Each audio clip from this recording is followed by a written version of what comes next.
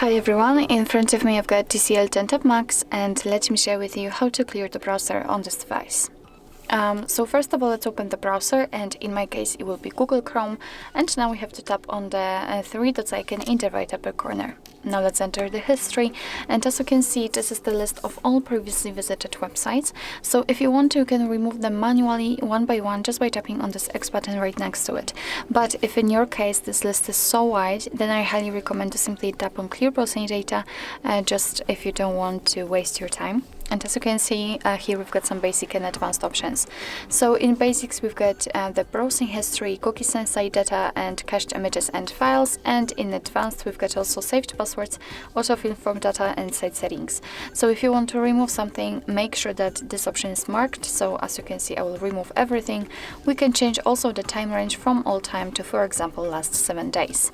So if you're ready, just tap on clear and tap on clear again. And as you can see, the history is empty, which simply means that we just successfully removed actually everything. So basically that's all. This is how to clear the browser in your TCL TabMax. Thank you so much for watching. I hope that this video was helpful, and if it was, please hit the subscribe button and leave the thumbs up.